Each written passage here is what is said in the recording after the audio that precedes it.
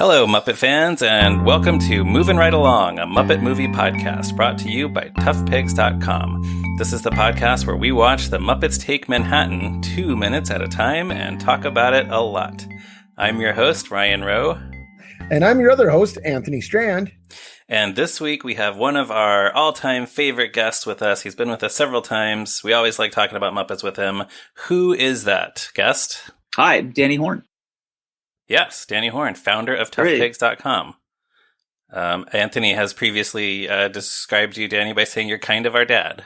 So I am kind of your dad. There you go.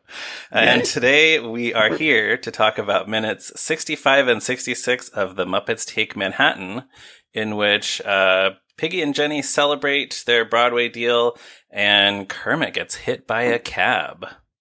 So this can I just say, like, thank God you guys are here. Because there are things about minutes 65 and 66 of The Muppets Take Manhattan that need to be addressed. Like, I was actually worried about it already. I was going to go out and find some people to talk to about it, and then you guys asked me to be on the podcast. I was like, oh, thank goodness! Like, these are the exact people that I need to talk to about this. You've just been carrying around these burning issues, and now you have a venue for them. I was about to put my shoes on, so. Oh. Perfect timing for me. I'm so glad. I love the idea that you've never had a venue to discuss Muppets Take Manhattan. I was going to make one. You were going to tell the mailman, or I wasn't sure. I was going to take action. It was time to take action. All right. Well, yeah, lots to talk about here. So the clip opens with people screaming in a restaurant, which is not the first time that a clip has opened that way on this podcast, because a few episodes ago we had one that opened with customers at Sardi's screaming because there were rats. And now we have Jenny and Piggy screaming, this time because they're happy. It's because Kermit just told them that he made this deal to bring Manhattan Melodies to Broadway. There's a brief shot of the customers in the diner looking up, and we can see that Pete, Yolanda, and Rizzo are also reacting. Jenny and Piggy are just jumping up and down, and they regain their composure. Kermit tells Jenny to tell Piggy she's going to be a star, and then he says, Jenny, I'd like you to do the costumes. And she reacts like she's so shocked by this. Like, it never occurred to her that after she's been making these costumes for him previously, that he would want her to work on the costumes for this show. Like, haven't they talked about this? She's just like, oh, Kermit, thank you. I don't know. Well, I like to imagine that she was hoping he would ask, but like didn't want to count on it, you know? I guess so. I feel like that is not issue number one about Jenny and the costumes. No. What is? The big question here with these minutes specifically is, what are they doing with Miss Piggy in this movie? I don't know if you guys have been talking about this a lot lately, but like this is right here. This is Miss Piggy the way I don't like to see her. Like, this is my issue with the Muppets Take Manhattan. Oh. Is that, like, the waitress outfit is not acceptable. Like, in the previous films, they always made sure she was wearing something cool in every single scene. And here she's got the gloves, she's got the pearls, and that is not enough. So it's not glamorous enough. Yeah. As like now, like they wouldn't do that to her now. Like she would do something to it, or it would have like sequins on the waitress couture or something. Yeah, she would show up wearing a sparkly waitress uniform or something. Yeah. Well, also I think it's very strange that earlier when she first got the job at Pete's, she and Jenny are both in their waitress uniforms. So it's like, okay, she works at Pete's now. She has the same uniform, but now Jenny's like wearing her Mary Tyler Moore football jersey again. And I didn't even pick up on that. And Piggy, maybe not in this shot, but she's later in the scene when and Piggy is wearing the uniform. Like we the way that we talked about this before, that like the great thing about Miss Piggy is that she bends reality in the direction that she would prefer. Yeah. That's like the thing that Piggy does, both like within the story and in the world at large. And like what we're seeing here is the story bending her. And I think it diminishes her in a way that I do not like. Where like even in the Great Muppet Caper, where she has to take a job as a receptionist, she still uses it to continue her higher aspirations. Like she's pretending to be Lady Holiday. She has a glamorous fantasy sequence. Yeah. Yeah. Yeah, that's interesting. Yeah, and here she's just, and like everything about her in these couple minutes is just like her being just like kind of like beneath her. Like she's sort of begging Kermit for stuff in a minute, and then she's just kind of like being sad and being lectured at. This is not Miss Piggy as I like her. Yes. So like, and as far as I'm concerned, like Piggy in that outfit is already that's already a crisis. Like Kermit being hit by a car is like number 2 at best for me. Yeah. This is a much more urgent issue. And so then Jenny in the costumes, like he says, "Oh, Jenny, I want you to do the costumes." And I'm looking at the costumes they have on right now. I'm like, "No, anyone else? Are you kidding me? She gave Piggy this." Oh, you think she Jenny made this uniform for the restaurant? I'm thinking Jenny thinks she's a costume designer, and she's currently wearing a costume. And it's terrible. But she made Kermit's costumes for his adventures earlier, his Sardi's fedora thing and his afro, and all that. All right, but she needs to take that and bring that home. She needs to step it up a little bit. Yeah. I mean, maybe because it's like you've got Miss Piggy next to you. Yeah. Look what you're doing. I'm not even getting into the hair. Yeah. I think the hair has kind of been picked over it. Yeah, I'm sure you guys have discussed that, but yeah. I would buy that she had to make Piggy's uniform, if only because, like, where do you find a uniform? Yeah, in Piggy's size. If they're ordering like restaurant supplies, it's probably not going to be a common size. Yeah, the rat one, yeah. But I mean, I don't know. I think Piggy and Jenny probably wear the same size, in the same way that Piggy and Gregory Hines wear the same size roller skates. Oh yeah, right? Yeah, I guess so. Like, you want to talk about Piggy in other words, reality to her will. In this movie, she wears the same size roller skates as Gregory Hines. Yeah. In other words, it's a movie. Right. Well, yeah. So Piggy grabs the phone. She says to Kermit, "Now that we'll be on Broadway, remember what you promised about getting married." So this is her priority. Like, and what I love is that I feel like earlier Kermit has seemed like he's in love with Piggy and wants to marry her. Yes. And now he's just like, "Back off, pig." Yeah. His his response is, "Not now, Piggy. We got to write the gang and get them back." So yeah, she has their priorities are flipped. Hers is we get married and we do a Broadway show, and his is all right, we're doing a Broadway show, and then maybe we'll get married. Right. He says that he'll be back at Pete's in 10 minutes. He says, "We did it." And then Jenny, hanging up the phone, says, "We did it," even though she hasn't really actually done anything. Well, but like you can tell Jenny's been living vicariously through Kermit, right? She's that's why she was all in on his terrible plans earlier, right? Yes. Like she's like, after you unleash rats at Sardi's restaurant, you'll become a big star. Right. Yeah. She's been living this with him for a while. So I guess, but also, can we talk about how, like, as far as we can tell from this, like, there's been a running thing through this movie where Piggy hates Jenny and thinks Jenny is trying to steal her frog, and Jenny's a monster and all this stuff. This scene is the only reconciliation between them. Is that right? Like, the next time we see them together is when Piggy tells Fozzie and all them, "That's Jenny, a friend of Kermit's and mine." Yeah. So this is the moment. So this is the moment, and this like doesn't seem like they would become friends because of this.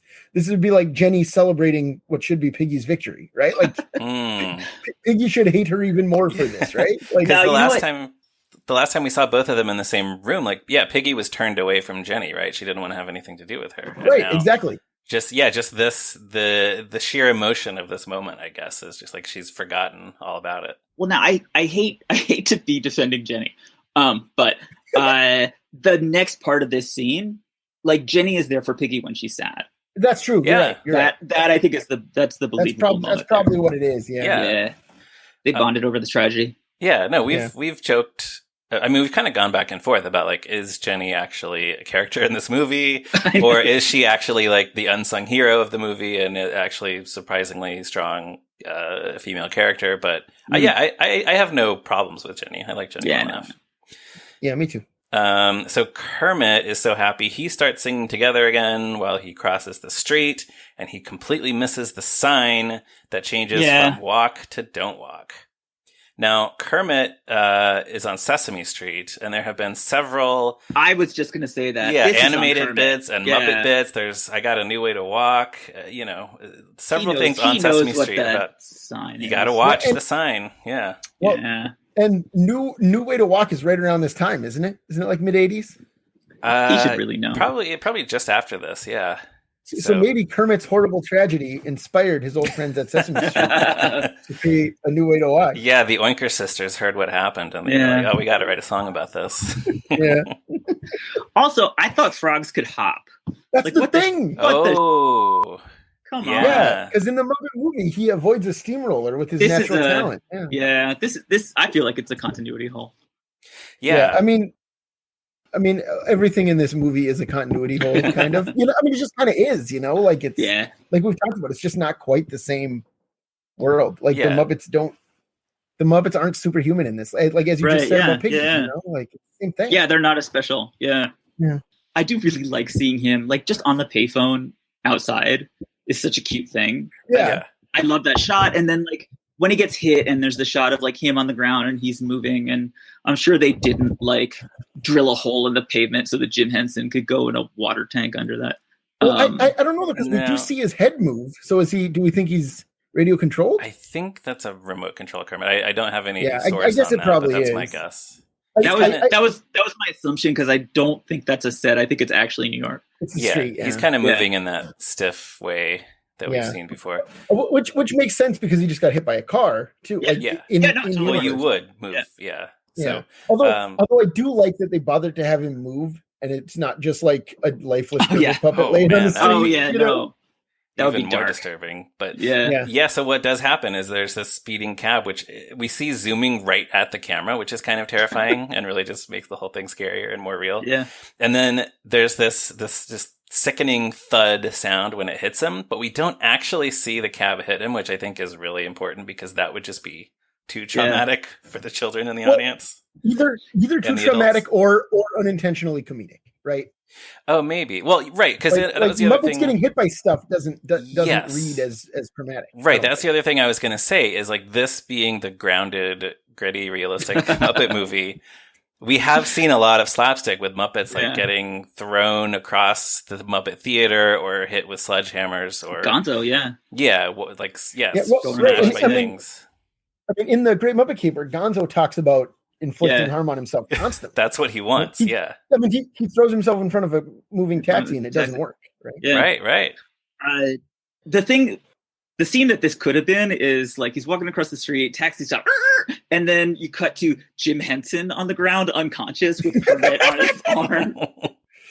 That would have been. That's the dark version of Muppets Take Manhattan. That would be a different movie. Yeah. But yeah, it is this sort of. We have to believe that it's really like a really bad traumatic thing that this puppet has gotten hit by a car. So I think they do it pretty successfully. Right. Although we see various people react to the hits. Yes, there's like a sequence of reaction shots. Right, and I feel like they're supposed to be horrified, but they all just look like mildly curious. They're confused. Yeah, it's like it seems like they put in the wrong reaction shots. Like, well, people in movie New York do not know how to respond to something like this. They are usually when something happens in movie New York, it's like supervillains or robot snakes or something, and they're like throwing cars around. Like this is very small potatoes for movie New York pedestrians. That's true. Isn't there something like that in the first Spider-Man movie? Like Green Goblin is attacking, and it's like every movie. Debris is falling, and then there's like one extra who's smiling or something like that. I feel like I've read something about that. I haven't ever actually seen it, but I'm sure that's right. Yeah, I was actually just watching Superman 2 for reasons of my own, and there's a big thing where like the three big mean supervillains are like throwing cars around and like blowing buses over, and there's still New Yorkers like just having their day. And constantly surprised by like leaving a restaurant, being like, "Oh my god, this like thing that's been going on for like 10 minutes." Yeah, right. Yeah, and that scene goes on forever. Yeah, and those are movie New Yorkers. Those are people who see like buses flip over and they step back like one step. Right. And they don't go away. So this is nothing to them. Yeah, I guess they're jaded New Yorkers. So yeah, but yeah, then a crowd of people, a small crowd, does gather around Kermit, and he's just lying there. So yeah, anything else about this before we go back to Pete's? Just he has no identification or anything with him. Right. Well, he's completely naked. Yeah, I know. It's just this. He needs a better security plan. He does. Well, like I think I mentioned this last time, but it's really good for Kermit that he called Pete's to tell them about the deal rather than just wait the 10 minutes until he got there to surprise them. Because then they would have no idea. Because then they would have no idea. And Ronnie Crawford, because Ronnie Crawford might have known to go there because he sent Kermit a letter there. Right, he finds them, yeah. Right, but still, it's I agree. And like you mentioned also, Danny, the shot of Kermit holding a phone at a payphone rules. Like, it's so cute. Yeah.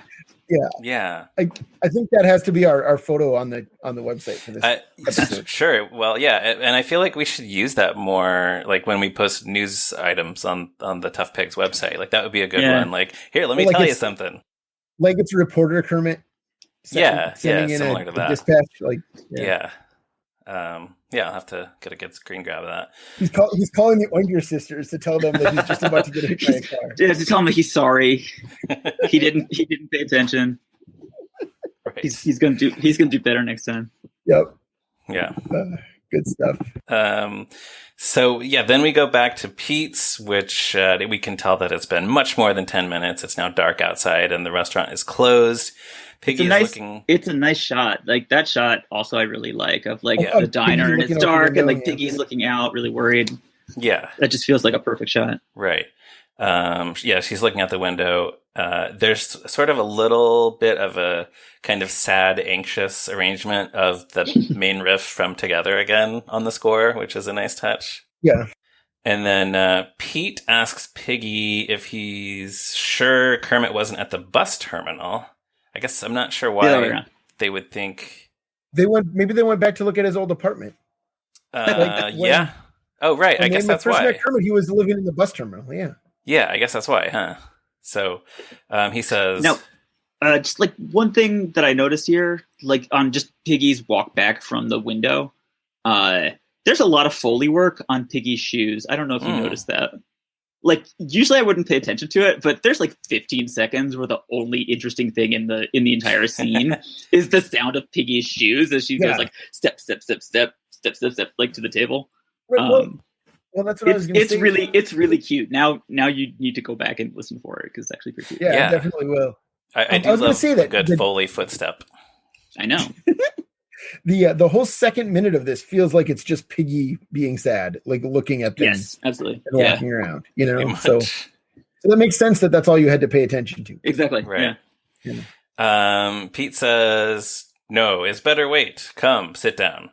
And then he says, "Listen, I tell you what is. People's is people's. Is Frog gone? Yes. Is people's worrying? Is people's looking? Is no come. But is people's working? Is water boiling? Is come. Yeah. People's is people's." So I think what he's saying here is like, stop worrying and just keep doing your job. Water. Is that? I don't know. I don't know what the boiling water has to do with anything. Well, they work in a diner. That's not helpful. So it's like, just keep working, keep doing your job. Let's keep the water boiling to serve the customers. That's my best guess. That feels to me like Pete's trying to be cute, and that's just not productive right now. Yeah, and he's leaning back on his, like, he's just playing his greatest hit again. He's just doing people's shtick again. Yeah, that was cute, but no. Well, and I feel like, I mean, you were talking earlier in this episode about the difference between Piggy here and Piggy in the Muppet movie. Yeah. And Muppet movie Piggy, this would be, I don't understand any of this, right? Like, right. Yeah. Yeah. Like and here she just like gets so sad because Kermit is dead. Yes. Right. Yeah, there's nothing else she can say or do. Right. She does a lot of nose acting.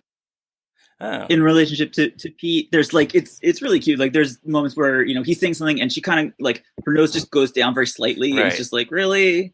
And then goes back up. Like she does that like a bunch of different times. There's a lot going on with Piggy's nose in that, which I think is I don't think it's a good, like I said, I don't think it's a good thing for her to be in this position right now. But if she is, at least she's got like some good acting moves from Frank Oz. Right. I'm always impressed by that too, because Piggy seems like that puppet has like a less flexible head than a lot of the Muppets. So anytime he can get some good expressions out of like squishing her face in some way. Yeah. It's impressive.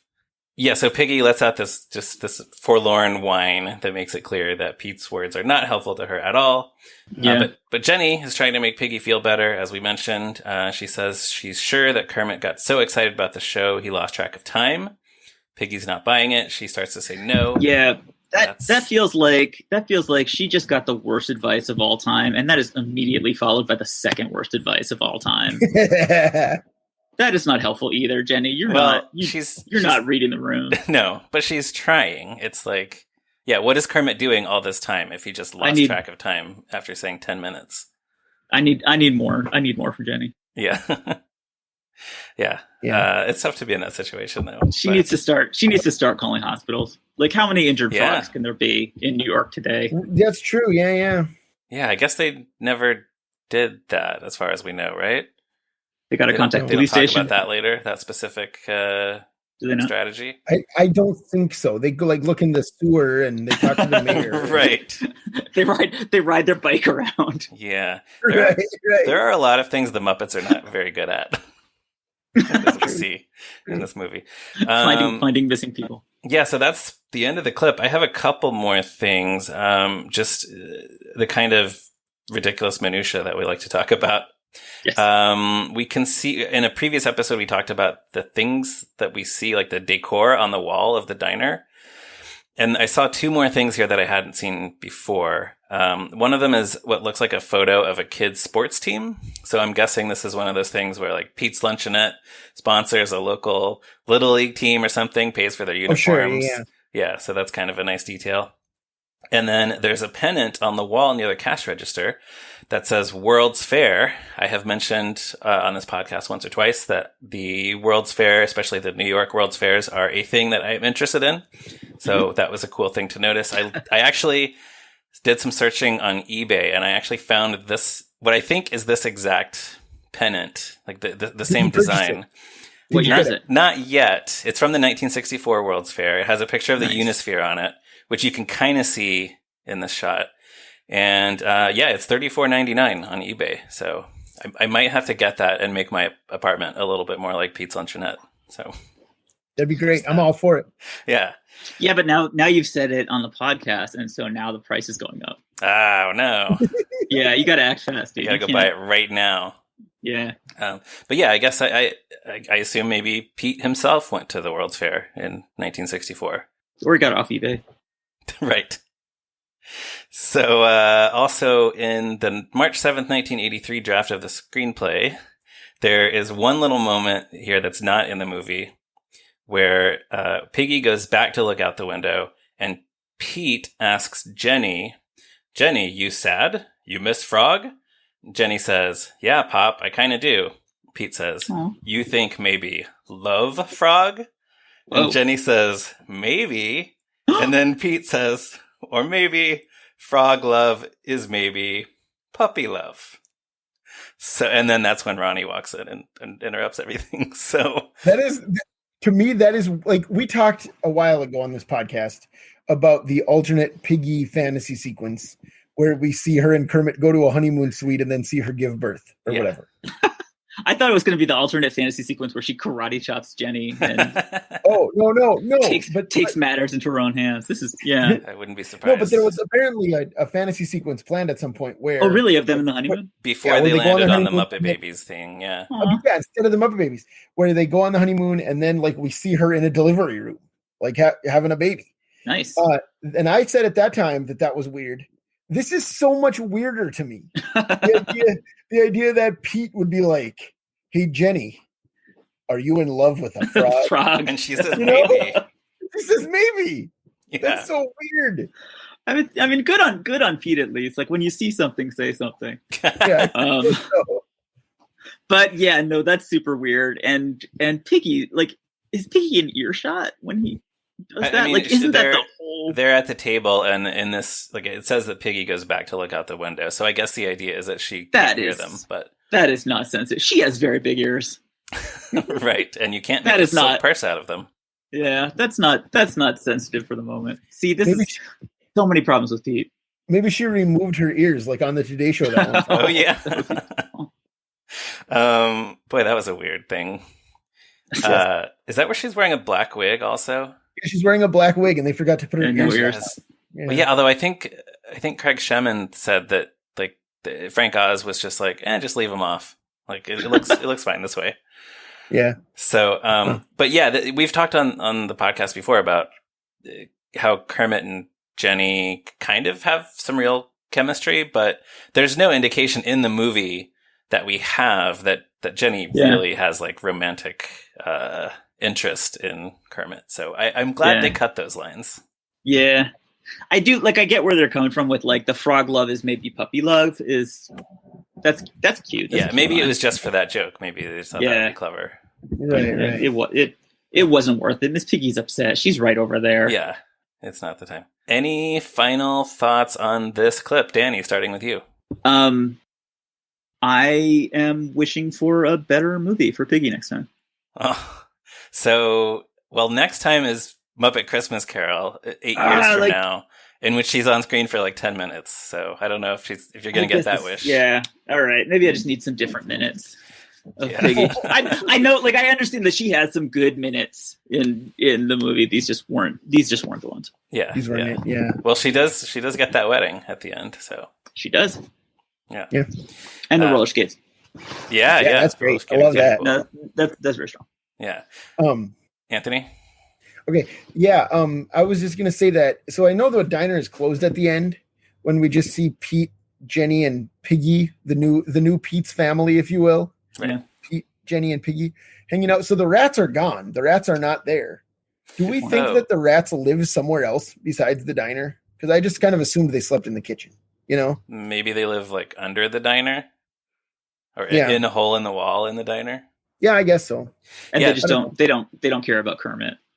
No, heavens no. They're not part of this. Right. Rizzo has not bonded yet. There actually was something in the March 7th draft where the rats are there, and I think it was Rizzo who says to one of the other rats after Pete does his little speech. Yeah. Rizzo says something like "Heaven help me, I'm starting to understand him," or something like that. Oh, I mean, yeah, that would have been that's cute. That would have been cute. Yeah.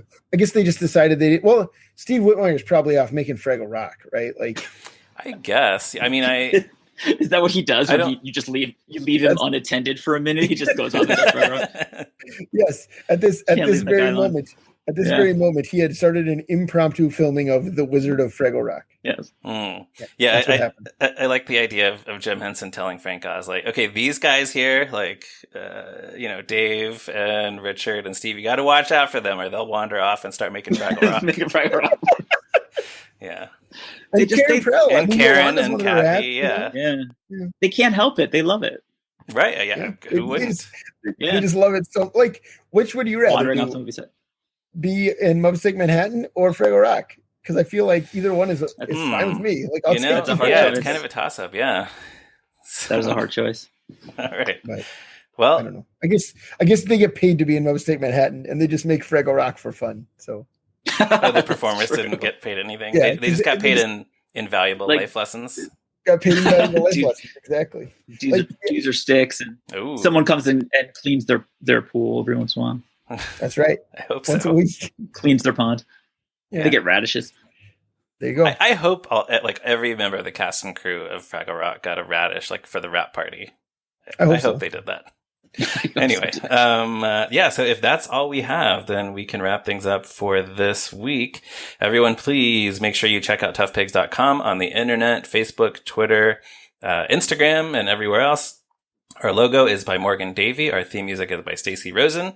And we like hearing from everyone. If you have thoughts on these minutes or future minutes, feel free to drop by those social media places or email us at movinrightalong@toughpigs.com. You can find me on Twitter at @MeRyanRowe. And Danny, where can people find you and your work on the internet? I have just finished the big project that I've been working on for a long time, darkshadowseveryday.com. It is about the 1960s vampire soap opera. And I wrote a post for every episode from the time that the vampire came out of the coffin until the very last one, which was just a few weeks ago. and that was like 1,000 posts, and it's finished, and so people can go and read the whole thing if they want.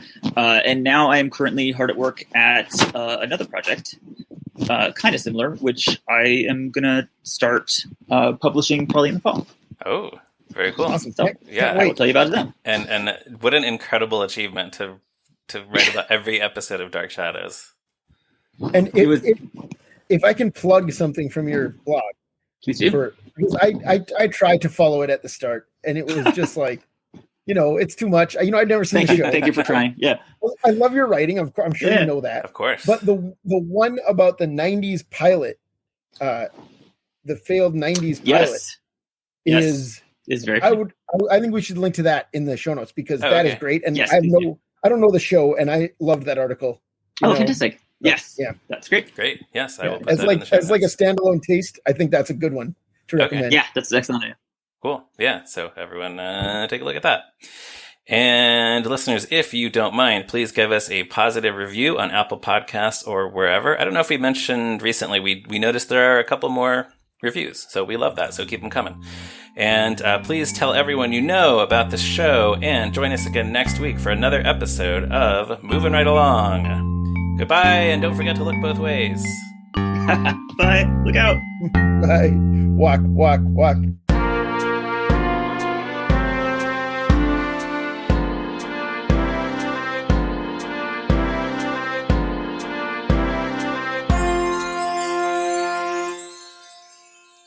Well, that's like Miles and I, so I was watching this clip this evening, and Miles comes in, and I was like, you want to watch Muppets Take Manhattan with me again, buddy?